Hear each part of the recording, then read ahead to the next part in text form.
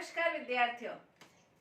भारतीय शासन और राज्य व्यवस्था के अंतर्गत निर्वाचन व्यवस्था में जो सुधार है उसके बारे में हम अध्ययन कर रहे थे। निर्वाचन व्यवस्था में सुधार के संबंध में 2000 से पहले निर्वाचन व्यवस्था में क्या सुधार हुए हैं उसके बारे में हम अध्ययन कर चुके हैं। आज हम 2000 के बाद निर्वाचन व्यवस्था में क्या क्या सुधार हुए हैं उसके बारे में हम अध्ययन करेंगे। तो इसके अंतर्गत 2000 के बाद निर्वाचन व्यवस्था में विभिन्न प्रकार की जो समितियां थी, आयोग थे, उन्होंने जो अपने सुझाव दिए उसके आधार पर निर्वाचन व्यवस्था के अंतर्गत निम्न प्रकार के सुधार किए गए। इसके अंतर्गत पहला हम कह सकते हैं प्रॉक्सी के जरिए वोट देने की सुविधा। 2003 के अंतर्गत जो सैनिक क्षेत्र में लगे हुए लोग हैं, अर्धसैनिक क्षेत्र के अंतर्गत सशस्त्र बलों के अंतर्गत लगे हुए लोग हैं, उनके लिए प्रॉक्सी वोट की व्यवस्था की गई, जिसके अंतर्गत वो निर्धारित प्रपत्र भरकर प्रॉक्सी को निर्धारित नियुक्त करके वो अपना वोट भेज सकते हैं, दे सकते हैं। तो प्रॉक्सी वोट देने की सुविधाएं की गई और इसके अंतर्गत उन्हें निर्धारित प्रपत्र भरकर अपना प्रॉक्सी नियुक्त करना होता है, उस आधार पर वोट दे सकता है। इसके अलावा 2003 के अंतर्गत सर्वोच्च न्यायालय ने एक महत्वपूर्ण फैसला किया, जिसके अंतर्गत ये व्यवस्था थी कि उम्मीदवारों के द्वारा जब वो अपना नामांकन पत्र दाखिल करते हैं तो उस समय उनके लिए ये जरूरी है कि वो अपनी आपराधिक पृष्ठभूमि, यानी कि क्या उनके ऊपर कोई आपराधिक मामला है या आपराधिक मामला लंबित है या आपराधिक मामलों के लिए वो जेल जा चुके हैं, तो इसके संबंध में जानकारी देनी होती है। साथ ही साथ अपने संपत्ति के संबंध में, अपने पति की, पत्नी की और अपने आश्रितों की संपत्ति के संबंध में जानकारी देनी होती है। साथ ही साथ शैक्षणिक योग्यता के संबंध में भी जानकारी देनी होती है। ये व्यवस्थाएं इसलिए की गई ताकि जो मतदाता है उनको ये पता चल सके कि जो उम्मीदवार है उनकी वास्तविक स्थिति क्या है, क्या वो किसी अपराध में लिप्त है, उनकी संपत्ति क्या है, इसके बारे में मतदाता को अपने उम्मीदवार के संबंध में जानकारी मिल सकती है। तो इसलिए व्यवस्था की गई। अब हर एक उम्मीदवार अपना नामांकन दाखिल करते समय ये सारी जानकारी उसमें भरता है। नेक्स्ट, इसके अंतर्गत राज्यसभा के चुनाव के अंतर्गत 2003 में दो विशेष परिवर्तन किए गए। राज्यसभा के अंतर्गत दो विशेष जो परिवर्तन किए गए वो ये किए गए, पहले ये था कि राज्यसभा का उम्मीदवार बनने के लिए उस राज्य का निवासी होना आवश्यक था, लेकिन अब इस व्यवस्था को परिवर्तित कर दिया गया है। अब कोई भी वोटर, यानी कि जिसका भी किसी भी राज्य सूची के अंतर्गत मतदाता सूची में नाम है, वो राज्यसभा का सदस्य बनने का उम्मीदवार हो सकता है। उस राज्य का निवासी होना आवश्यक नहीं है। इसके अलावा राज्यसभा के अंतर्गत क्रॉस वोटिंग को रोकने के लिए अब राज्यसभा के उम्मीदवारों के लिए गुप्त मतदान की बजाय खुले मतदान व्यवस्था को अपनाया गया है, ताकि इसके अंतर्गत भ्रष्टाचार को रोका जा सके। नेक्स्ट, इसके अंतर्गत जो व्यवस्था की गई है निर्वाचन सुधार के अंतर्गत, यात्रा व्यय में छूट। इसके अंतर्गत जो उम्मीदवारों का चुनाव खर्च है, जो बड़े बड़े नेता आते हैं, उनका जो यात्रा व्यय है वो उम्मीदवार के खर्च किए गए व्यय में शामिल नहीं होगा। उनका व्यय अलग होगा, यात्रा व्यय अलग होगा, ताकि उम्मीदवार अपने खर्च की सीमा के अंतर्गत रहते हुए ही अपना खर्च करे। इस प्रकार की व्यवस्था की गई, यानी कि नेताओं का यात्रा व्यय अब उम्मीदवार के चुनाव खर्च में शामिल नहीं होगा। नेक्स्ट, इसके अंतर्गत मतदाता सूची का निःशुल्क आपूर्ति। जो भी मान्यता प्राप्त राजनीतिक दल के उम्मीदवार हैं उन्हें मतदाता सूची की निःशुल्क आपूर्ति करवाई जाएगी निर्वाचन आयोग के द्वारा। इसके अलावा जो अन्य व्यवस्थाएं हैं वो भी इसके अंतर्गत करवाई जाएगी। निर्वाचन सूची के अलावा अन्य जो आवश्यक सामग्री है वो भी उम्मीदवारों को उपलब्ध करवाई जाएगी निःशुल्क रूप से, अगर वो चाहे तो ये व्यवस्था भी की गई। नेक्स्ट, इसके अंतर्गत राजनीतिक दलों को चंदा लेने की स्वतंत्रता प्रदान की गई। चुनाव सुधार करते हुए अब ये भी व्यवस्था की गई, जो राजनीतिक दल है वो राजनीतिक दल किसी व्यक्ति या सरकारी कंपनी के अलावा किसी भी कंपनी से वो चंदा ले सकते हैं। और इसके अंतर्गत ये भी व्यवस्था है कि यदि 20,000 से ज्यादा की राशि वो चंदे के रूप में किसी कंपनी के लिए किसी कंपनी से लेते हैं तो इसकी सूचना निर्वाचन आयोग को देनी होगी। और यदि निर्वाचन आयोग को इसकी सूचना दे दी जाती है तो उस कंपनी को अमुक राशि के ऊपर आयकर में भी छूट प्रदान की जाती है। तो राजनीतिक दलों को चंदा लेने की भी छूट प्रदान की गई। नेक्स्ट इसके अंतर्गत इलेक्ट्रॉनिक मीडिया पर समय का आवंटन।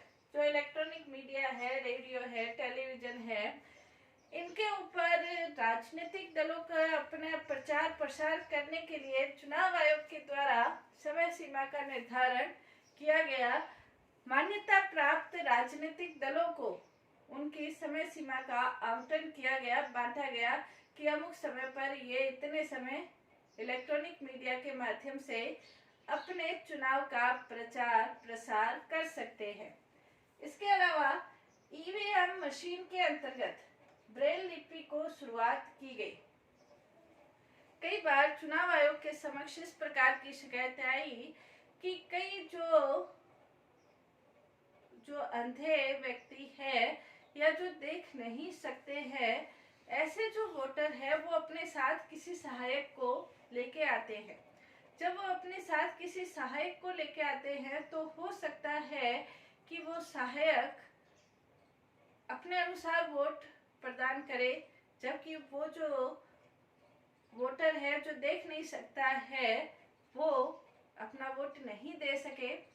इस स्थिति को दूर करने के लिए जो ईवीएम मशीन है उसके अंतर्गत ब्रेल लिपि, जिसके कारण बिना सहायक के भी जो देखने में असक्षम व्यक्ति है वो बिना अपने सहायक के अपने वोट का प्रयोग कर सके। और इसके लिए 2004 के अंतर्गत आंध्र प्रदेश में ईवीएम मशीन के अंतर्गत ब्रेल लिपि का भी ऑप्शन जोड़ा गया था। और उसके बाद अन्य राज्यों में भी विधानसभा और लोकसभा चुनाव में अन्य राज्यों में भी इस प्रकार की ब्रेल लिपि का ऑप्शन जोड़ा गया ताकि जो देखने में असक्षम वोटर है वो अपने वोट का प्रयोग स्वतंत्र रूप से और निष्पक्ष रूप से कर सके। तो इसके लिए ये व्यवस्था की गई। नेक्स्ट इसके अंतर्गत एग्जिट पोल पर प्रतिबंध। एग्जिट पोल का तात्पर्य ये है कि चुनाव से पहले का जो सर्वेक्षण है, यानी कि जब चुनाव हो रहे हैं तो किस पक्ष में मतदाता अपना, किस राजनीतिक दल के पक्ष में मतदाता या वोटर अपना वोट दे रहे हैं, उसके बारे में अनुमान लगाया जाता है, सर्वेक्षण किया जाता है।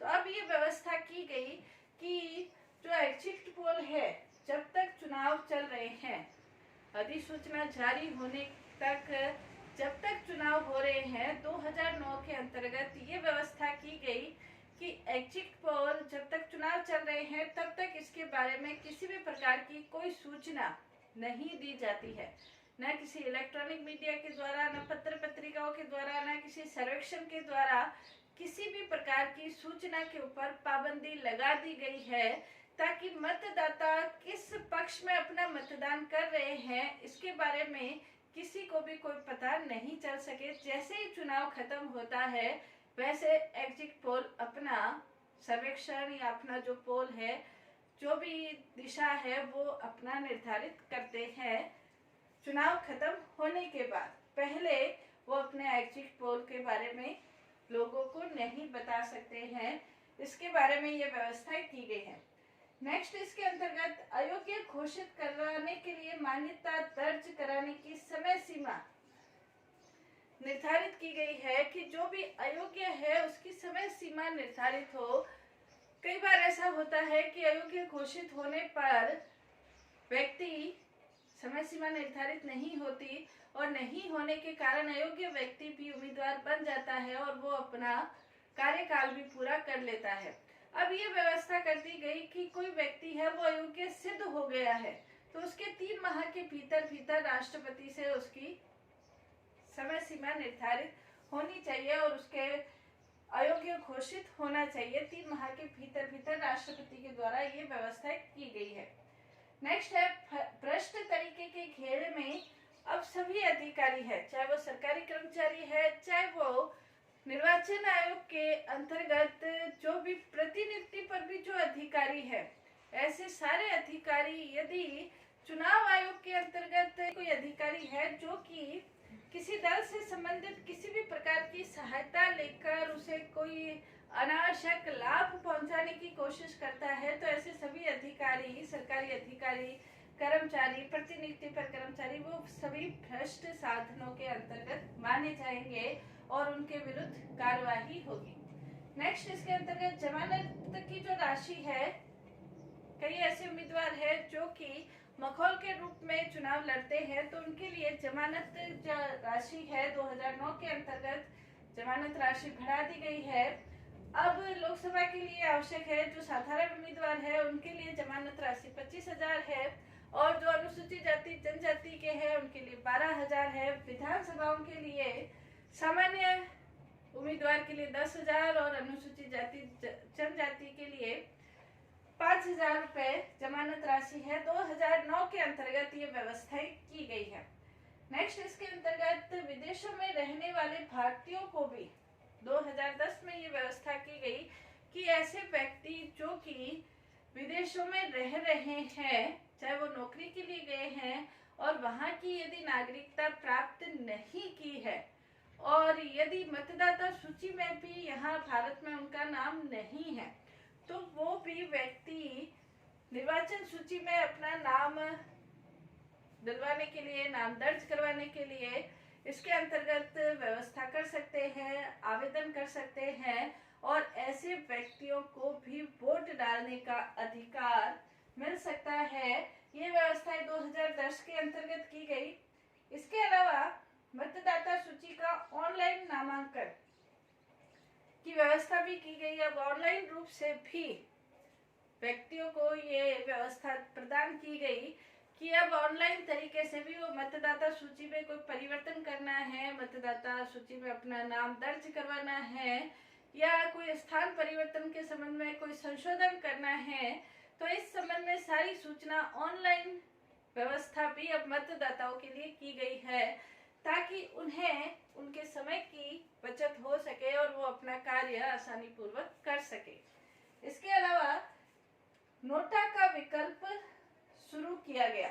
नोटा यानी कि उपयुक्त में से कोई नहीं, नन ऑफ द अदर, यानी कि उपयुक्त में से कोई नहीं, उसका ऑप्शन वो कर सकते हैं। जब मतदाता को लगता है कि उपयुक्त में से किसी भी उम्मीदवार के पक्ष में वो अपना वोट नहीं डालना चाहता, तो वो नोटा के ऊपर अपना बटन दे सकता है, अपना वोट दे सकता है, यानी कि वो किसी भी उम्मीदवार को अपना वोट देना नहीं चाहता है। तो इस प्रकार की जो व्यवस्थाएं है, नोटा का जो सर्वप्रथम प्रयोग है 2013 के अंतर्गत छत्तीसगढ़ में, मध्य प्रदेश में, दिल्ली में, राजस्थान में, मिजोरम के अंतर्गत कुछ विधानसभा क्षेत्रों के अंतर्गत किया गया, और धीरे धीरे नोटा का विकल्प सभी लोकसभा और विधानसभा चुनाव के अंतर्गत धीरे धीरे इसका प्रयोग सभी चुनाव के अंतर्गत होने लगा। नेक्स्ट है मतदाता निरीक्षण पेपर ऑडिट ट्रायल, यानी कि VVPAT, voter verification paper audit trial. ये भी एक नई व्यवस्था शुरू की गई है, VVPAT की व्यवस्था शुरू की गई है। इसका तात्पर्य ये होता है कि जो मतदाता अपने मत का प्रयोग कर रहा है, उसका मत उसी उम्मीदवार को गया है या नहीं गया है, उसके बारे में जानकारी हासिल करने की व्यवस्था इसके अंतर्गत VVPAT में है। और उसके अंतर्गत जैसे ही वो अपना वोट देता है तो एक रसीद आती है, और उस रसीद में उसको ये पता चल जाता है कि आपका जो वोट है वो आपके उसी उम्मीदवार को गया है या नहीं गया है। यदि उसको इसके बारे में किसी भी प्रकार की शिकायत है, तो वो इसके बारे में उसकी शिकायत चुनाव आयोग को कर सकता है। तो ये व्यवस्था की गई है ताकि मतदाता निश्चिंत होकर अपने वोट का प्रयोग कर सके और इस बारे में भी निश्चित रहे कि वो जिस उम्मीदवार को वोट देना चाह रहा है उसी के खाते में उसका वोट गया है। इसके अलावा जेल या पुलिस हिरासत में रह रहे व्यक्ति को भी चुनाव लड़ने का अधिकार दिया गया है। अब उन्हें चुनाव लड़ने से अयोग्य घोषित नहीं किया जा सकता। यदि वो जेल में है तो भी वो चुनाव लड़ सकते हैं। सिद्ध 2 सांसदों और विधायकों की तत्काल अयोग्यता।